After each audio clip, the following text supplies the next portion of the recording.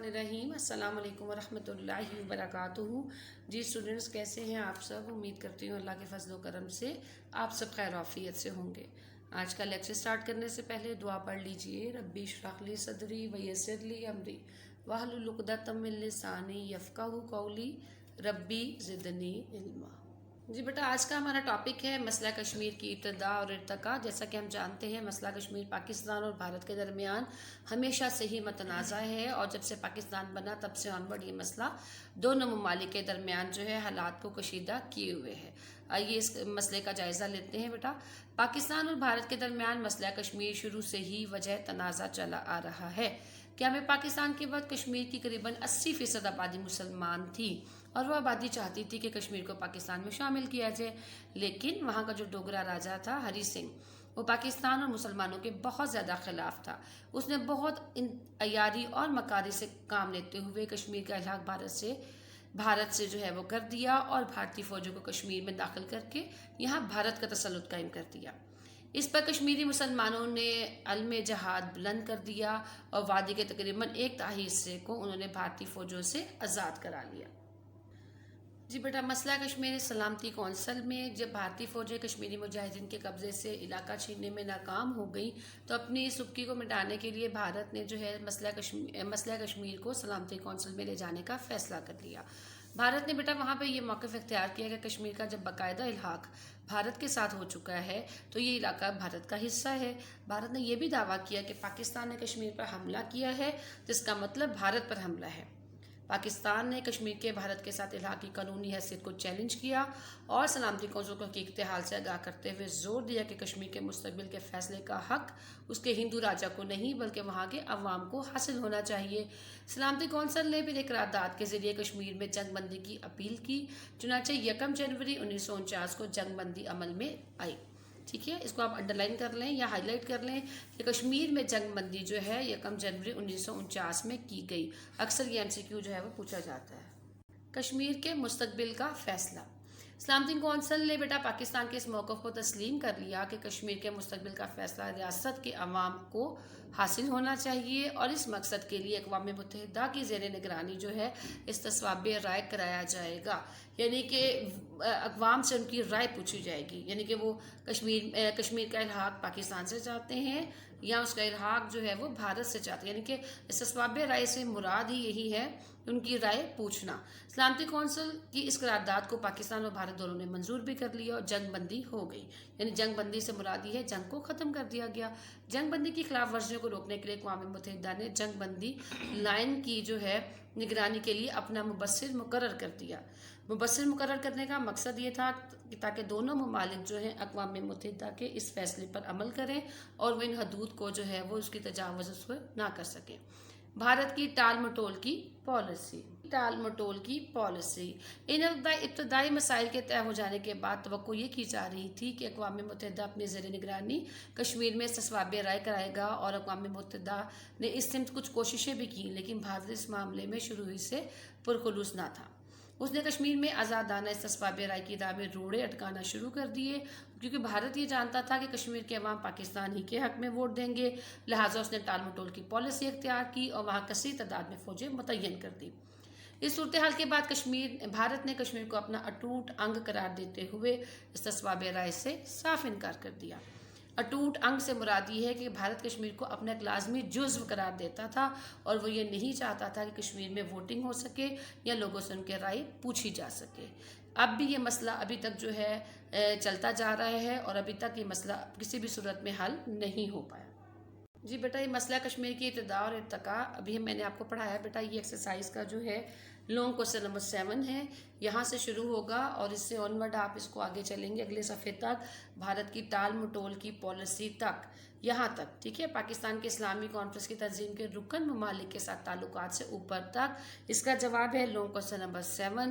یہ بہت امپورٹنٹ سوال ہے اور اکثر یہ پیپرز میں بھی آتا ہے بیٹا، اس سوال کو آپ یونیک کے نوٹس میں سے یاد کریں گے، ٹھیک ہے۔ اگلا ٹاپک دیکھیں، پاکستان کے اسلامی کانفرنس کی تنظیم کے رکن ممالک کے ساتھ تعلقات۔ بیٹا پاکستان شروع سے ہی تمام اسلامی ممالک اور مسلمانوں کے اتحاد کا خواہاں رہا ہے، یعنی پاکستان کی خواہش رہی ہے کہ تمام اسلامی ممالک کے ساتھ اچھے تعلقات استوار کیے جائیں۔ پاکستان نے ہمیشہ ہم آہنگی اور تعاون کے لیے اچھے جو ہے سازگار ماحول بنانے میں بہت اہم کردار ادا کیا۔ پاکستان نے ہمیشہ مسلمانوں کے حق میں اٹھنے والی تحریکوں کا ساتھ دیا اور اپنے موقف کی کھل کر اقوام متحدہ میں بات بھی کی۔ جب 1969 میں مسجد اقصی میں آگ لگانے کے واقعے کے بعد دنیا بھر کے مسلمان ممالک جو ہے ان کے نمائندے مراکش کے شہر رباط میں اکٹھے ہوئے تو پاکستان نے اسلامی کانفرنس کے نام سے ایک مستقل ادارے کی تشکیل کی تجویز پیش کی، جس کی تمام اسلامی ممالک نے حمایت بھی کی اور اسلامی کانفرنس کی تنظیم کا قیام عمل میں لایا گیا۔ اس تنظیم کا صدر دفتر جو ہے جدہ میں ہے اور اسلامی کانفرنس کا منشور ترتیب دینے میں پاکستان نے ہمیشہ بہت اہم کردار ادا کیا ہے۔ جی بیٹا، اب ہم جو ہے چند اسلامی ممالک کے ساتھ پاکستان کے تعلقات کا ذکر کریں گے۔ پہلے بیٹا ہم نے پاکستان کے جو ہے اس کے چند ممالک کے ساتھ پہلے بھی ہم نے پاکستان کے تعلقات کا جائزہ لیا جو پاکستان کے قریبی ممالک تھے، جن میں چین بھی تھا، بھارت، افغانستان اور ایران، یعنی وہ ممالک جن سے پاکستان کی سرحدیں ملتی تھی۔ لیکن اب ہم ان ممالک کے ساتھ بھی پاکستان کا جائزہ لیں گے جو کہ اسلامی ممالک ہیں۔ ان اسلامی ممالک میں ٹاپ آف دا لسٹ سعودی عرب ہے۔ آئیے پاکستان اور سعودی عرب کے تعلقات کا جائزہ لیتے ہیں۔ پاکستان اور سعودی عرب جو ہے باہمی تعلقات ان دونوں کے درمیان بھائی چارے کی مضبوط بنیادوں پر استوار ہیں، کیونکہ بیٹا سعودی عرب میں مسلمانوں کے مقدس مقامات بھی ہیں، یعنی خانہ کعبہ ہے اور روضہ رسول صلی اللہ علیہ وآلہ وسلم وہاں موجود ہے۔ ہر سال ہزاروں پاکستانی فریضہ حج کی ادائیگی کے لیے وہاں جاتے ہیں۔ مزید یہ کہ دونوں ممالک کی خارجہ پالیسی میں اتحاد عالم اسلام کے اصول کو بہت اہمیت حاصل ہے کہ ہمیں پاکستان سے پہلے سعودی عرب نے تحریک پاکستان کی حمایت بھی کی اور کہ ہمیں پاکستان کے بعد سعودی عرب نے پاکستان کو تسلیم بھی کر لیا۔ اگر ہم دیکھیں تو دفاعی میدان میں بھی پاکستان نے سعودی عرب کے ساتھ فنی تعاون کیا۔ سعودی عرب کی فوج کو جدید خطوط پر منظم کرنے کے لیے گراں قدر خدمات سعودی عرب نے سر انجام دی۔ پاکستان نے سعودی عرب کو باہم جو ہے یہ مدد فراہم بھی کی۔ شاہ فیصل نے اسلام آباد میں فیصل مسجد اور انٹرنیشنل اسلامک یونیورسٹی کی تعمیر کے لیے خطیر رقم جو ہے وہ پیش کی۔ 1965 اور 1971 کی پاک بھارت جنگوں میں سعودی عرب نے پاکستان کے موقف کی بھرپور حمایت کی اور معاشی امداد بھی فراہم کی۔ مسئلہ کشمیر پر سعودی عرب کی حکومت نے پاکستان کا ساتھ دیا اور اسلامی کانفرنس 1974 کے انعقاد کے سلسلے میں شاہ فیصل نے پاکستان کی بھرپور حمایت کی۔ افغانستان کے ساتھ جب سرحد کا مسئلہ تھا یا اور بھی بہت سے تعلقات میں جب افغانستان اور پاکستان کے درمیان ناچاکی رہی، تب بھی سعودی حکومت نے پاکستان کے موقف کی حمایت بھی کی۔ 1991 کے مشرقی وسطی کے انتشار میں پاکستان نے سعودی عرب کے موقف کی نہ صرف حمایت کی بلکہ مدد بھی فراہم کی اور سعودی عرب کی مقدس زمین کے تحفظ کے لیے پاک فوج کے دستے بھی وہاں پر بھیج دیے۔ 1998 میں پاک سعودی اکنامک کمیشن ریاض میں قائم کیا گیا۔ سعودی عرب کا ایک شہر ہے ریاض بیٹا، جس میں پاکستان نے 155 منصوبوں پر کام کرنا شروع کیا اور ان کی تکمیل کے لیے معاشی امداد بھی فراہم کی۔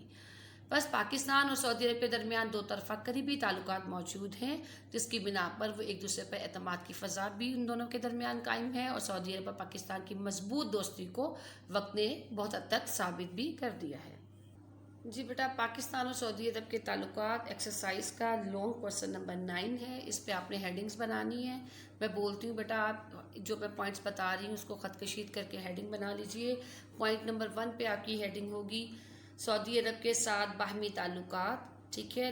پوائنٹ نمبر 2 پہ آپ کی ہیڈنگ ہے دفاعی میدان، دفاعی اور فنی میدان میں تعاون۔ نمبر 3 جو ہے پوائنٹ، اس پہ ہیڈنگ ہوگی پاک بھارت جنگوں میں پاکستان کے موقف کی حمایت۔ دوبارہ بیٹا ریپیٹ کر رہی ہوں، پاک بھارت جنگوں میں پاکستان کے موقف کی حمایت۔ پوائنٹ نمبر 4 پر بیٹا آپ کی ہیڈنگ ہوگی مسئلہ کشمیر پر سعودی عرب کی حمایت۔ مسئلہ کشمیر پر سعودی عرب کی پاکستان کے موقف کی حمایت۔ پوائنٹ نمبر 5 جو ہے اس پہ ہیڈنگ ہوگی مشرق وسطی کے انتشار میں پاکستان نے سعودی عرب کے موقف کی حمایت کی ہے۔ اس کو مزید ہم مختصر کر لیں کہ مشرق وسطی کے مسئلے پر پاکستان کی سعودی عرب کے لیے حمایت۔ نمبر 6 جو ہے اس پہ آپ کی ہیڈنگ ہو جائے گی پاک سعودی اکنامک کمیشن۔ جی بیٹا، آج کا لیکچر ہم جو ہے یہیں تک ختم کرتے ہیں اور اس لیکچر میں بیٹا 2 امپورٹنٹ کوسچنز ہیں جو میں نے آپ کو کروائے۔ ایک تو ہو گیا پاکستان کے سعودی عرب کے ساتھ تعلقات، اور اس سے پہلے جو میں نے ایکسرسائز کا لانگ کوسچن نمبر 7 کرایا مسئلہ کشمیر کی ابتدا اور اس کے ارتقاء، یہ بہت امپورٹنٹ ہے. دونوں سوالوں کو آپ نے بخوبی یاد بھی کرنا ہے بیٹا, اپنے رجسٹرز پہ لکھنا بھی ہے. انشاءاللہ اگلے لیکچر میں نئے ٹاپک کا آغاز کریں گے. السلام علیکم ورحمۃ اللہ وبرکاتہ.